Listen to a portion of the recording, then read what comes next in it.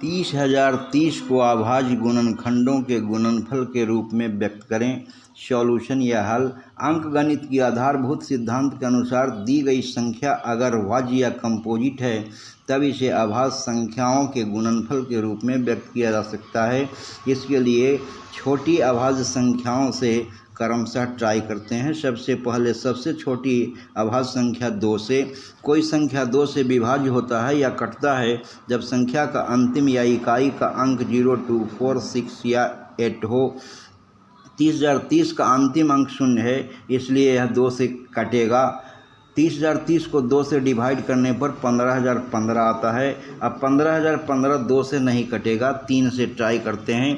3 से वो संख्या कटता है जिसके अंकों का योग 3 से कट जाए। 15,015 के अंकों का योग 12 है जो 3 से विभाज्य है, इसलिए 15,015 3 से कटेगा। 15,015 को 3 से डिवाइड करने पर 5,005 आता है। अब 5,005 3 से नहीं कटेगा क्योंकि इसके अंकों का योग 10 है जो 3 से नहीं कटता है। अब 5 से ट्राई करते हैं। 5 से वो संख्या कटती है जिसके अंतिम या इकाई का अंक 0 या 5 हो। 5,005 का अंतिम अंक 5 है आता है, यह 5 से विभाज्य होगा या कटेगा। 5,005 को 5 से डिवाइड करने पर 1,001 आता है। 1,001 5 से नहीं कटेगा।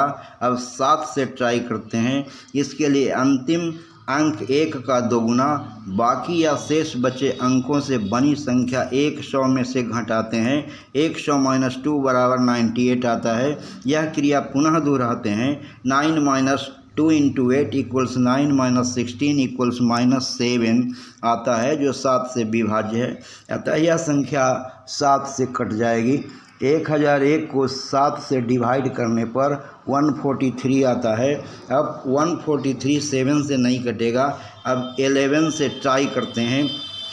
दाईं ओर से विषम स्थानों पर मौजूद अंकों के योग 1 + 3 = 4 में से सम स्थानों पर मौजूद अंकों के योग 4 का अंतर 0 या 11 का कोई गुणज या मल्टीपल हो तो संख्या 11 से पूरी तरह विभाज्य होती है। 143 को 11 से डिवाइड करने पर 13 आता है। इसीलिए 30,030 = 2 × 3 × 5 × 7 × 11 × 13। धन्यवाद। Thank all of you very much.